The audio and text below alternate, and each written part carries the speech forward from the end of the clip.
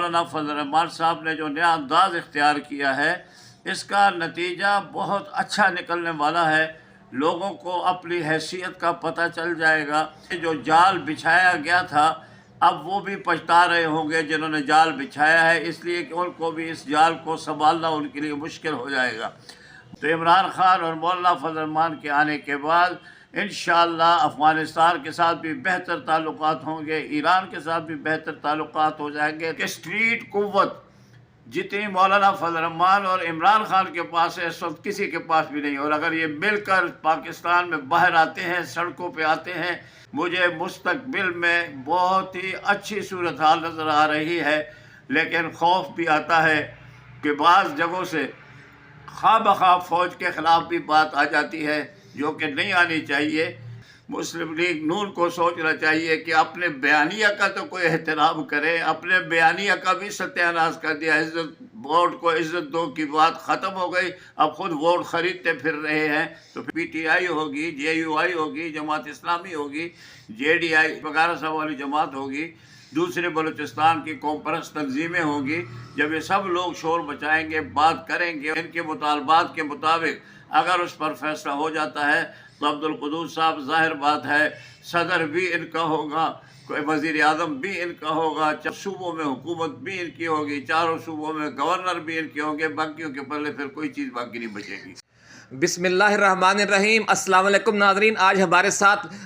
گفتگو کریں گے جمعیت علماء اسلام فضل الرحمان گروپ پنجاب کے سابق صوبائی جنرل سیکرٹری علامہ عبدالرؤف ربانی۔ مولانا فضل الرحمان اور عمران خان کے درمیان جو حالیہ رابطے ہوئے ہیں اور کل پی ٹی آئی کا جو وفد ہے مولانا سے جا کر ملاقات کی ہے، اور اس حوالے سے جو صورتحال میں بڑی دھماکہ خیز تبدیلیاں آ رہی ہیں ملکی سیاسی صورتحال میں، اور خاص طور پر جو عام انتخابات میں دھاندلی کا ایشو ہے اس حوالے سے، علامہ صاحب کیا دیکھ رہے ہیں آپ اس وقت ملک میں کیا ہونے جا رہا ہے؟ بسم اللہ الرحمن الرحیم۔ سب سے پہلے تو میں آپ کا شکریہ ادا کرتا ہوں عبدالقدوس بھائی۔ آپ نے جو سوال پوچھا ہے، پہلی گزارش تو یہ ہے کہ جب کس ملک میں الیکشن ہوتے ہیں تو الیکشن کے بعد پھر صوبائی وزارتوں، اس کی صوبائی حکومتوں کی اور قومی حکومتوں کی بات چلتی ہے، لیکن اس دفعہ الیکشن کے بعد صورتحال مختلف ہو گئی ہے، اور وہ یہ ہے کہ اس قسم کے بیانات اور مسائل سامنے آ رہے ہیں کہ جس سے پوری قوم تشویش سے نگاہ سے دیکھ رہی ہے۔ ہر کوئی اپنی جگہ پر پریشان ہے۔ حالانکہ الیکشنوں کے بعد لوگ خوش ہوتے ہیں کہ ملک میں الیکشن ہو گئے، لیکن یہاں ایسا ہوا ہے کہ الیکشن کے بعد پوری قوم پریشان ہے۔ پہلی گزارش تو یہ ہے کہ الیکشن جس طرح ہوئے ہیں اس پر تمام جماعتوں نے عدم اعتماد کا اظہار کر دیا ہے۔ تمام بڑی جماعتیں اس کو تسلیم کرنے کے لیے تیار نہیں ہیں۔ جس انداز سے ہوا اور جس طرح ووٹوں میں تبدیلی کی گئی ہے، اور جس طرح مولانا فضل الرحمان صاحب نے پریس کانفرنس میں کہا ہے کہ ایک کینڈیڈیٹ دستبردار ہو گیا تھا دوسرے کینڈیڈیٹ کے حق میں، وہ گھر میں آرام کر رہا تھا اور اس کو گھر جا کر بتایا گیا کہ آپ الیکشن جیت گئے ہیں۔ تو اس سے بھی برے حالات ہیں ملک کے اندر۔ لیکن سب سے بڑی خوشی کی بات یہ ہے کہ مولانا فضل الرحمان صاحب نے موجودہ حالات میں جس جرأت اور جس بہادری کے ساتھ اپنا موقف بیان کیا ہے، اس سے ملک کی صورتحال بالکل تبدیل ہو گئی ہے۔ اب چونکہ اس کے بعد پھر پی ٹی آئی کی اور مولانا فضل الرحمان صاحب کی جماعت جے یو آئی کی ملاقات بھی ہو گئی ہے، مذاکرات بھی ہو گئے ہیں، اور ایک دوسرے کے کافی قریب آ گئے ہیں۔ میں یہ سمجھتا ہوں کہ یہ جو انداز ہے مولانا فضل الرحمان صاحب نے جو نیا انداز اختیار کیا ہے، اس کا نتیجہ بہت اچھا نکلنے والا ہے۔ لوگوں کو اپنی حیثیت کا پتہ چل جائے گا، اس لیے کہ جس قسم کے الیکشن کے لیے جو جال بچھایا گیا تھا، اب وہ بھی پچھتا رہے ہوں گے جنہوں نے جال بچھایا ہے، اس لیے کہ ان کو بھی اس جال کو سنبھالنا ان کے لیے مشکل ہو جائے گا۔ مولانا فضل الرحمان صاحب نے پوری ملکی سیاست کو ہلا کر رکھ دیا ہے، اور میں یہ سمجھتا ہوں کہ اگر مولانا فضل الرحمان صاحب اور عمران خان اکٹھے ہو گئے اور اس طرح صوبہ سرحد میں بھی، بلوچستان میں بھی، مرکز میں بھی انہوں نے حکومتیں بنا لی، تو یہ پاکستان کی تاریخ کے سب سے بڑی مضبوط حکومت ہوگی، اس لحاظ سے کہ ملک کے اندر جو دہشت گردی کا سلسلہ ہے، بد امنی کا سلسلہ ہے، زیادہ تر افغانستان، ایران اور ان کی طرف آنکھ اٹھائی جاتی ہے، اشارہ کیا جاتا ہے۔ تو عمران خان اور مولانا فضل الرحمان کے آنے کے بعد इंशाअल्लाह अफ़गानिस्तान के साथ भी बेहतर ताल्लुकात होंगे, ईरान के साथ भी बेहतर ताल्लुकात हो जाएंगे, तमाम हमसाया ममालिक के साथ बेहतरीन ताल्लुकात हो जाएंगे। यहाँ मैं एक बात आपसे और भी गुजारिश करूँ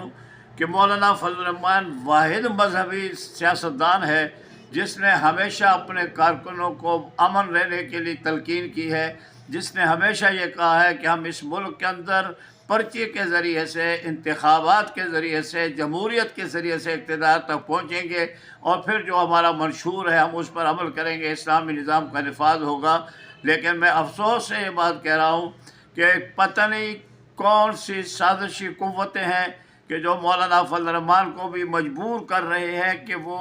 पर्ची की सियासत, जमहूरी सियासत छोड़, वोट की सियासत छोड़कर वो भी वही रास्ता इख्तियार कर रहे हैं जो पहले कुछ मजहबी शिद्दत पसंद जमातों ने इख्तियार की है। मैं समझता हूँ मौलाना फजल रहमान को इस बात पर मजबूर किया जा रहा है, लेकिन मौलाना फजल रहमान का अपना मिजाज ये है कि वो वोट के ज़रिए से इनकलाब के हामी हैं, पर्ची के ज़रिए से इनकलाब के हामी हैं और वो यही रास्ता इख्तियार करेंगे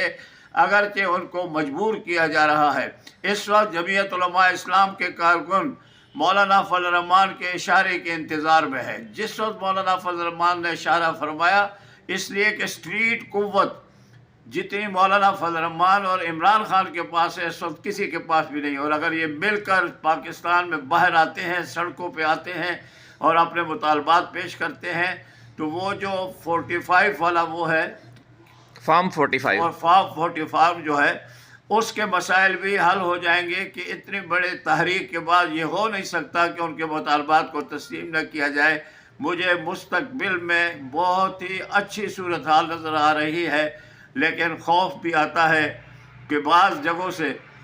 खा बखा फ़ौज के ख़िलाफ़ भी बात आ जाती है जो कि नहीं आनी चाहिए। इसलिए कि कसूर तो सियासतदानों का है, सारा कुछ सियासतदानों ने इस मुल्क में बिगाड़ा है, इस मकाम तक सियासतदानों ने पहुँचाया है। और ख़ास तौर पर मुस्लिम लीग नून को सोचना चाहिए कि अपने बयानिया का तो कोई एहतराम करे, अपने बयानिया का भी सत्यानाश कर दिया। इज़्ज़त वोट को इज़्ज़त दो की बात ख़त्म हो गई, अब ख़ुद वोट ख़रीदते फिर रहे हैं, तो फिर इज़्ज़त दो वाली बात तो इन्होंने ख़ुद ख़त्म कर दी। अल्लाह बारे इस मुल्क का हामी व नासिर हो। अल्लामा साहब, आपने फार्म 45 की बात की है, अगर फार्म 45 का नतीजा आ जाता है, बेहतर उस हवाले से कोई फ़ैसला हो जाता है और 60 से 70 सीटें हैं, JUI की भी हैं, उसमें तहरीक इंसाफ की भी हैं, GDA वालों की भी हैं, अगर ये सारे मामलात हल हो जाते हैं और ये तहरीक में जमात इस्लामी भी शामिल हो जाती है, JUI फे भी और तहरीक इंसाफ भी और GDA भी और दूसरी जमातें जो बलूचिस्तान की हैं, तो क्या आप समझते हैं कि फिर पंजाब में भी और खैबर पख्तूनख्वा में भी और मरकज़ में भी इन की हुकूमत हो सकती है और जो आइनी ओहदे हैं, ख़ास तौर पर जो सदर पाकिस्तान का ओहदा है, चेयरमैन सेनेट है, स्पीकर कौमी असम्बली हैं, वो भी ये ले जाने में कामयाब हो सकते हैं? ज़ाहिर बात है 45 फार्म जो है वो उन हजरात के पास मौजूद है, बल्कि तमाम जमातों के पास मौजूद है। और जिस वक्त वो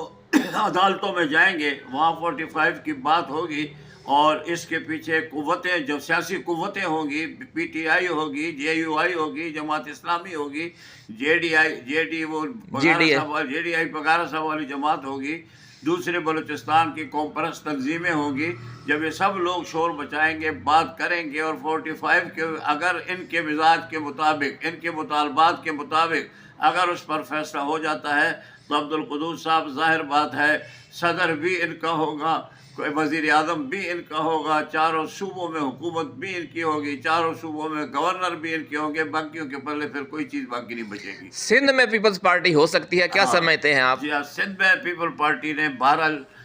पीपल पार्टी को लोगों ने वोट दिए हैं, पीपल पार्टी कामयाब हुए, सिंध में वो हुकूमत बना लेगी, लेकिन ये बाकी सूबों में हुकूमत PTI, JUI और दूसरी जमातों के पास होगी। बहुत शुक्रिया अल्लामा साहब, आपने हमें टाइम दिया। चलो माशाअल्लाह, अल्लाह हाफिज़। मेहरबानी, अल्लाह खुश।